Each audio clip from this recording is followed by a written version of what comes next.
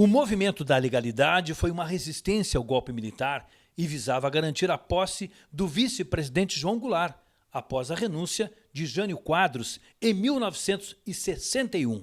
Brizola, governador do Rio Grande do Sul na época, foi um dos principais líderes da resistência e defendeu a posse de Goulart, argumentando que era a solução constitucional. Eu fui cobrir o Brizola, e daí me tornei editor político da Última Hora, porque era o único não brizolista do jornal e não trabalhista do jornal. Viu? Eu não era do PTB e por isso eu fui, já demonstra a isenção do jornal. Viu? E por isso eu fui cobrir o Brizola. Eu cobria o Brizola praticamente dia e noite. E o Brizola saía para o interior, eu saía junto. E o Brizola, nesse momento, e a campanha da legalidade, que é indescritível, vocês não podem se dar conta, que eu tinha havido um golpe de fato, um golpe que aqui o chamado Terceiro Exército, que hoje se chama Comando Militar do Sul, tinha praticamente aderido ao golpe. O Brizola telefonou para o comandante do Terceiro Exército aqui, General Machado Lopes, e ele disse, perguntando qual era a posição dele, e ele respondeu assim: sou um soldado e obedeço ordens. Bom, por isso nós esperamos a noite inteira no Palácio do Governo o ataque do Terceiro Exército. Populares de todo o estado se aglomeram na Praça da Matriz.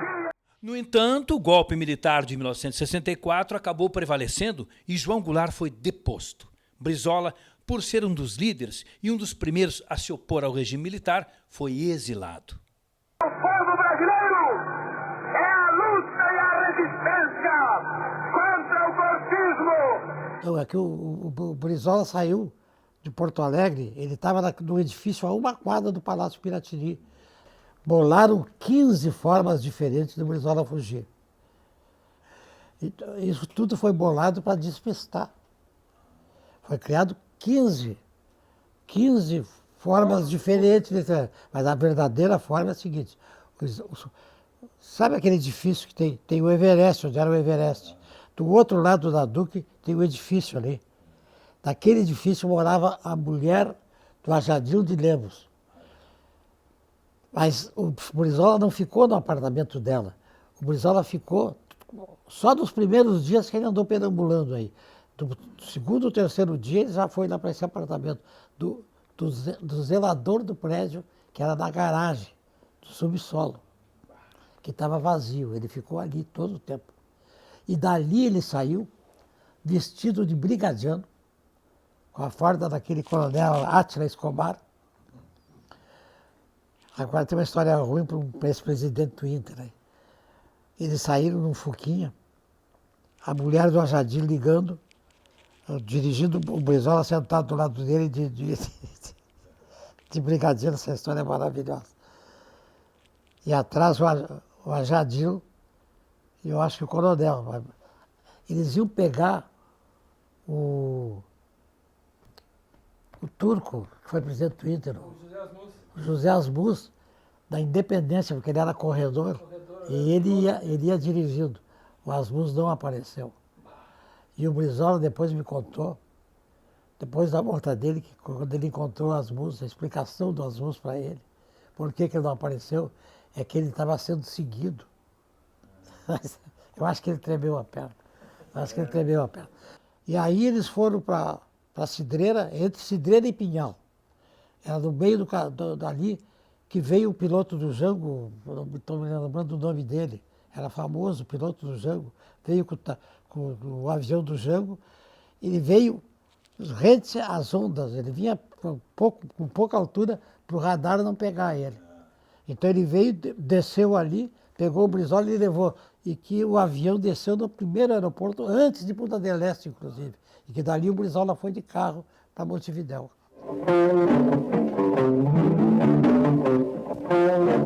Após o golpe militar de 1964 no Brasil, a imprensa brasileira, os políticos de oposição enfrentaram uma série de repressões e perseguições, e as liberdades individuais foram restritas.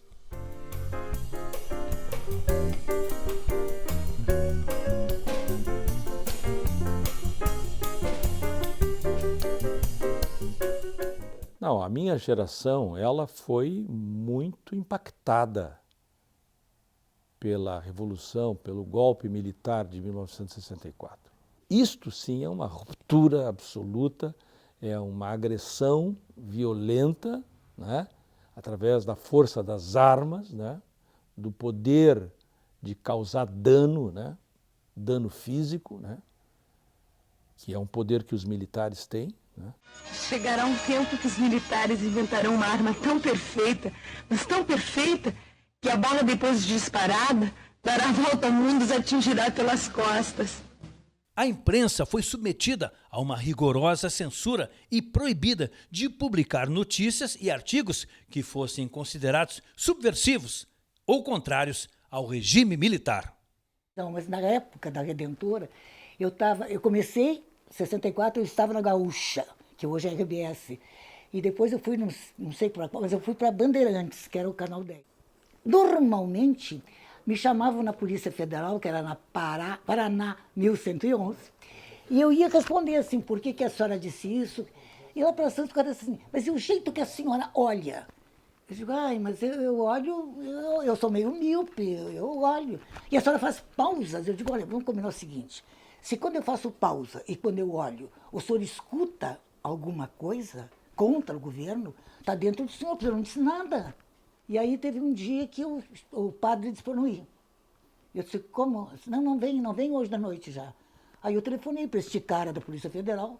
Eu disse, me chamaste para alguma coisa? Ele disse, não, hoje não. Aí telefonei para o cara que era amigo do amigo meu, que era o cara do DOPS. Eu disse, telefona para ele, ver se tem alguma coisa. Não tem nada. Eu digo, opa. Aí eu fiquei sabendo, mas muito depois, que um funcionário do governo, era o governo... Eu acho que era Amaral de Souza, o governo, mas o secretário de comunicação, que eu não vou dizer o nome porque ele está morto. Eu não posso ter raiva de morto. Então, ele foi lá e disse assim, oi, Ivete, sai, ou nós tiramos toda a propaganda do governo daqui. Aí o que você acha que aconteceu? Ivete sai. Eu falava o que eu queria. Agora, todo isso aí, no auge, principalmente essa época que vocês abordaram, aí, a década de 60, a coisa era muito controlada, né? Porque tinha fiscalização militar, né?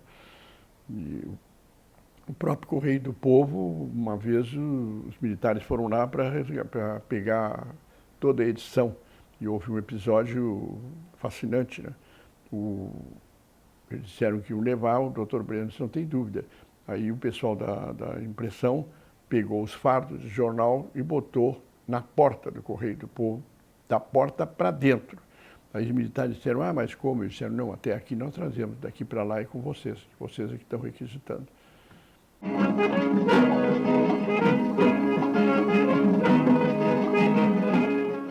Muitos jornalistas foram demitidos, perseguidos e torturados. Agora, no Rio de Janeiro, em 1969, eu fui preso e fui torturadíssimo. Né? Levei choque elétrico, que é uma coisa inenarrável. O choque elétrico é inenarrável. Viu? Até nos testículos e até sobre os olhos. Tá? Sobre os olhos. Passava assim o choque, que é...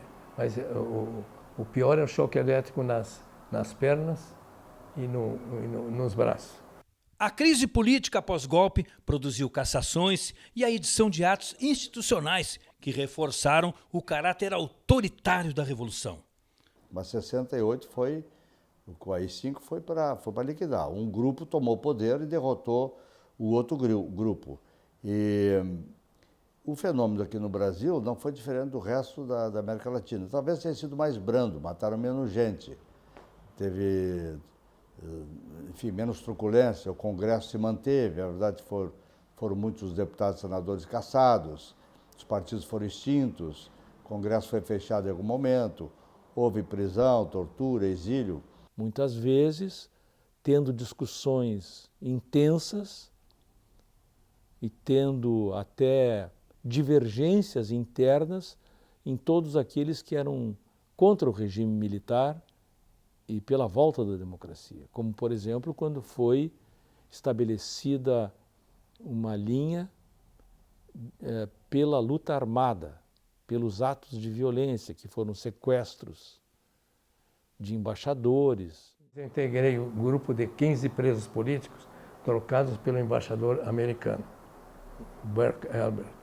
Bom, e eu cheguei no México, e antes já aqui para assinar os meus depoimentos, a minha assinatura era ilegível.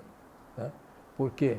Porque não se dá choque na mão esquerda, pelo coração. Só se dá choque na mão direita. E o choque não é para matar, é para desmoralizar o preso, fisicamente e principalmente intelectualmente.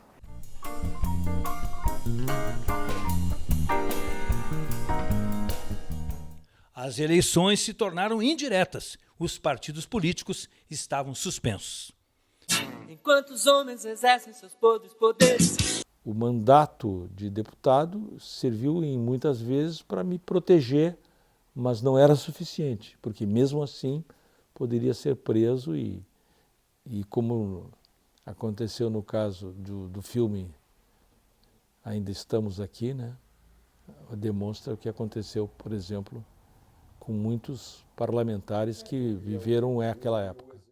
A história pessoal me identifica desde jovem na luta por construir processo democrático, a democracia no país.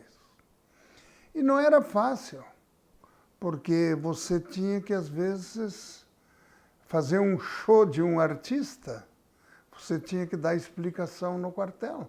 Eu fazia algumas manifestações, eu era deputado estadual e juntava algumas pessoas ali na esquina da Borges com a Rua dos Andradas, ali na chamada, passou a se chamar por isso Esquina Democrática, né? E ali a gente sofria repressão. Muitas vezes a Brigada Militar apareceu e proibiu, nos tirou o microfone, tirou o megafone. A gente não quer que isso jamais se repita, né? Não deveria ter acontecido, não pode ficar no esquecimento, tem que rememorar, refletir sobre isso e construir, não é, uma caminhada coletiva que possa ir fazendo chegar mais perto a construção de um Estado democrático de direito republicano. Declaram manter, defender, cumprir a Constituição. A Constituinte dos anos 1980 no Brasil surgiu como resultado de um processo de desgaste do regime militar e de uma crescente mobilização da sociedade civil em favor da democratização do país, com o movimento Direta Já. São José da Costa e Coração. Eu falo por mim, a caminhada do MDB foi uma caminhada fantástica. O papel que nós fizemos, o trabalho que a gente fez na história do Brasil, é tirar o chapéu. Ulisses, Tancredo, Brossard, Teotônio, Vilela, Reis, Covas, o Fernando Henrique. Foram gente heroína. Quem é esse peregrino que caminha sem parar? A Constituição de 1988 foi o início da consolidação da democracia no país, com partidos políticos e governos civis se alternando no poder.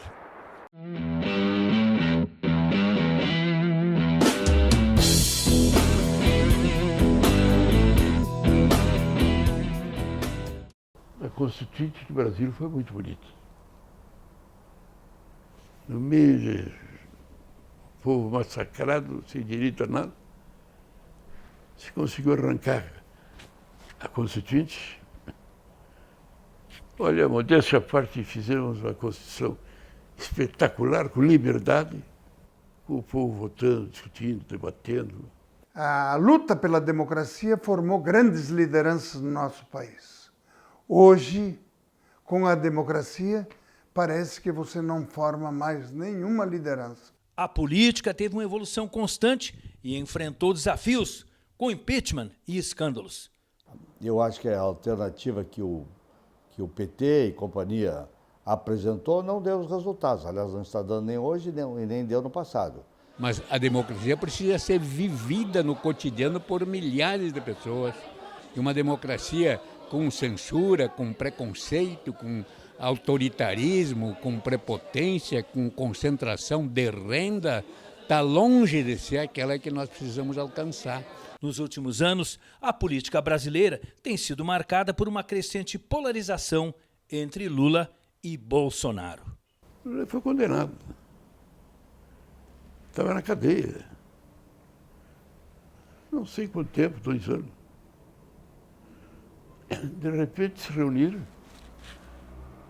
O Supremo? Não, mas ele foi condenado lá em Porto Alegre. Foi condenado em Curitiba. Não. Ele tinha que ser condenado lá em Brasília, no Tribunal de Brasília. Anularam o julgamento, devolveram, os caras foi solto, ficou tudo igual. E está aí o Lula, presidente da República. O Bolsonaro. O Bolsonaro não passa num psicoteste para tirar a carteira de motorista. Porque esse regime de polarização, ele nos limita, ele nos apequena, ele diminui a democracia e ele impede que o Brasil realmente encontre as grandes soluções e o melhor caminho. E eu fico pensando como é que vão ser essas eleições o ano que vem. O ano que vem, os partidos que não têm história, não têm nada, é uma geração de gente, de jovens que estão aparecendo sem mais, sem menos. Agora é uma gente que começou nova. Qual é o horizonte? É o Lula? É o Bolsonaro? Não se sabe em quem vai se basear. Em cima disso, um cara lá na presidência dos Estados Unidos, meu Deus do céu, não se sabe do que ele é capaz.